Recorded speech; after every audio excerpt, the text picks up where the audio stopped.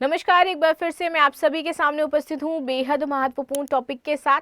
जैसे कि आप सभी जानते हैं कि पूरा विश्व डिजिटलाइज हो रहा है, एक नई डिजिटल दुनिया क्रिएट हो रही है।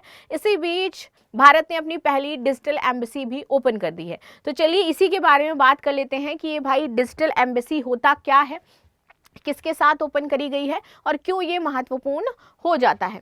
ठीक है, सो मेरा नाम है प्राची मिश्रा और आप सभी का बहुत बहुत स्वागत है संस्कृति आईएएस पर। इससे पहले मैं वीडियो शुरू करूं, आपको बता दूं कि भाई रिपब्लिक डे ऑफर हमारा आ गया, जिसमें क्लासरूम पर आपको 20% का प्लस ऑनलाइन लाइव कोर्सेज पर आपको 85% का ऑफ मिल रहा है। आगे आ जाते हैं, बात करते हैं। तो संवेदनशील डेटा को बचाने के लिए भारत और यूएई ने इतना भरोसा क्यों दिखाया है और डिजिटल एम्बेसी की भूमिका आखिर क्या होती है, क्या होता है डिजिटल एम्बेसी। तो पहले तो हम भारत और यूएई के संबंधों को जान लेते हैं कि भाई क्यों दोनों एक दूसरे पर इतना ज्यादा भरोसा दिखाते हुए अपने डिजिटल सीक्रेट्स को एक दूसरे के यहाँ पर रखने के लिए रेडी हो गए हैं।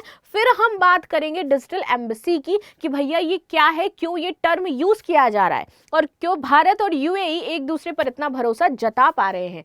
तो भारत और संयुक्त अरब अमीरात के बीच संवेदनशील डेटा को सुरक्षा को लेकर के बढ़ता भरोसा दोनों देशों के मजबूत द्विपक्षीय संबंधों, आर्थिक सहयोग और तकनीकी साझेदारी को दर्शा रहा है।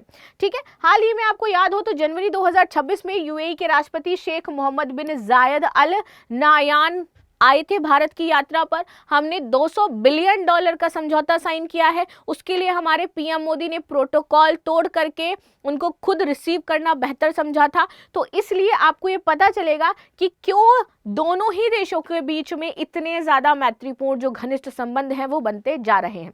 इस दौरान दोनों देशों ने डिजिटल एम्बेसी स्थापित करने की संभावनाओं पर सहमति जता दी थी। चलिए, भारत यूएई के बीच में अभी तक जो जो चीजें रही हैं, जो संबंध रहे हैं, डेवलप हुए हैं, पहले उनको समझ लेते हैं वो क्या है। तो बात करेंगे हम मजबूत आर्थिक और राजनीतिक संबंधों के बारे में। ठीक है, तो भारत और यूएई के बीच में द्विपक्षीय व्यापार 2022-23 में $85 बिलियन से अधिक पहुंच चुका है। तो यूएई को भारत का तीसरा सबसे बड़ा व्यापारिक साझेदार बना दिया है इसने। ठीक है, तो हम क्या है, तीसरे सबसे बड़े व्यापारिक साझेदार हो गए। नाउ ये आर्थिक निर्भरता, राजनीतिक स्थिरता और विश्वास को मजबूत करती है। यूएई की राजनीतिक स्थिरता और भारत के साथ उच्च स्तरीय संवाद, जैसे कि प्रधानमंत्री नरेंद्र मोदी और यूएई नेतृत्व के बीच में बैठ के संवेदनशील डेटा साझा करने के लिए आधार प्रदान कर रही हैं।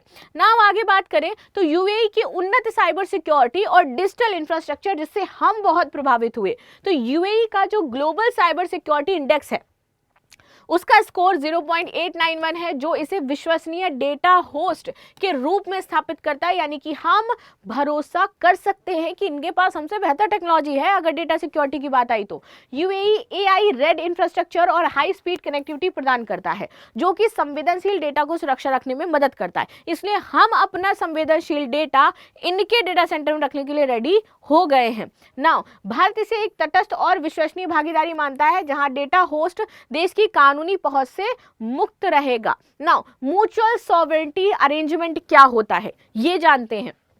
समझौते के तहत डेटा यूएई में स्टोर होगा। जैसे मैंने बताया, इंडिया ही स्टोर कर रहा है ना वहां पे, तो हम अपना डेटा यूएई में ही स्टोर करेंगे, लेकिन ये भारत की कानूनी क्षेत्राधिकार में रहेगा। तो ज्यूरिसडिक्शन किसका रहेगा? इंडिया का रहेगा। यूएई में जो डेटा होगा तो ऑफकोर्स हमारी ज्यूरिसडिक्शन होगा, क्योंकि हमारा डेटा हो जाता है ना। यूएई डेटा पर कोई दावा नहीं करेगा और केवल भारत और उसके अधिकृत प्रतिनिधि ही इसको एक्सेस कर पाएंगे। ये विनिया कन्वेंशन ऑन डिप्लोमेटिक रिलेशंस के तहत डिप्लोमेटिक इम्यूनिटी जैसा है, जो सर्च जब्ती स्थानीय कानून से सुरक्षा प्रदान करता है।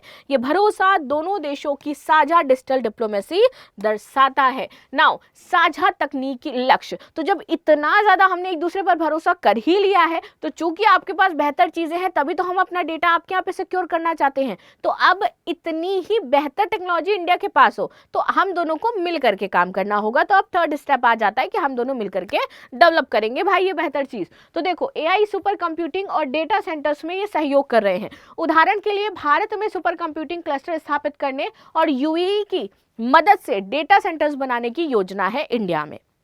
चलो, ये सहयोग डेटा सुरक्षा को मजबूत करता है और भारत के $1 ट्रिलियन डिजिटल इकोनॉमी लक्ष्य को सपोर्ट सपोर्ट कर रहा है।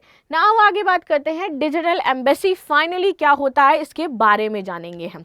देखो, डिजिटल एम्बेसी या डेटा एम्बेसी एक कॉन्सेप्ट है जो एक देश अपने संवेदनशील डेटा को दूसरे देश में स्थित सर्वर पर स्टोर करता है, लेकिन वो डेटा घरेलू देश के कानूनी क्षेत्राधिकार में ही रहता है। जैसे घरेलू देश यहाँ पर कौन है? इंडिया है। नाउ ये पारंपरिक दूतावास की तरह काम करता है जहां डेटा इनवॉइसेबल यानी कि अनुल्लंघनीय होगा। संवेदनशील डेटा की सुरक्षा, तो ये नागरिक रिकॉर्ड्स जैसे कि आधार, यूपीआई ट्रांजैक्शन, वित्तीय डेटा, सरकारी archives, state database, cyber attacks, प्राकृतिक आपदाओं या फिर जियोपॉलिटिकल संघर्षों से बचाता है। डेटा रियल टाइम सिंक्रोनाइजेशन के साथ बैकअप होगा ताकि घरेलू इंफ्रास्ट्रक्चर प्रभावित ना हो इससे। ठीक है, डिजिटल सॉवरेंटी और continuity, like digital assembly data sovereignty सुनिश्चित करता है, अर्थात डेटा पर पूरा नियंत्रण भारत का रहता है। डिजिटल इंडिया मिशन को ये और मजबूत करता है तथा क्रॉस बॉर्डर डेटा फ्लो को ये सुरक्षित बनाता है। जैसे इंडिया मिडिल ईस्ट यूरोप में इकोनॉमिक कॉरिडोर के माध्यम से, तो ये सेम चीज वही है। नाउ ग्लोबल प्रेसिडेंट और लाभ, दुनिया का पहला डेटा एम्बेसी एस्टोनिया ने 2017 में लग्जमबर्ग में स्थापित किया था, जो 2007 में साइबर अटैक के बाद आया। भारत के लिए यूएई में डेटा एम्बेसी और भारत जैसा गुजरात में जैसे गिफ्ट सिटी में यूएई का डेटा एम्बेसी में डिजिटल रेजिलेंस बढ़ेगा।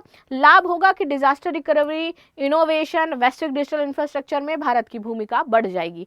चुनौती और आगे का रास्ता, तो हालांकि एक नया कॉन्सेप्ट है, बहुत जल्दी कोई देश भरोसा नहीं कर पाता है। कुछ देश जैसे कि मोनाको, लग्जमबर्ग में इसे लागू किया गया है, लेकिन कानूनी फ्रेमवर्क, साइबर सिक्योरिटी स्टैंडर्ड्स पर ध्यान देना जरूरी है। भारत को एन्क्रिप्शन, फायरवॉल्स, विविधीकरण, इन सारी चीजों पर निवेश करना होगा ताकि वो इसको और बेहतर कर सके। तो आपकी क्या राय है इस कॉन्सेप्ट के बारे में, और इंडिया ने जो किया है इस पर लेकर के आप क्या सोचते हैं, मुझे जरूर कमेंट बॉक्स में बताइएगा। बिना किसी देरी के मिलते हैं अब हम लोग नेक्स्ट क्लास में, तब तक के लिए धन्यवाद। तो लाइक शेयर सब्सक्राइब करना बिल्कुल भी ना भूलेगा, and thank you so much.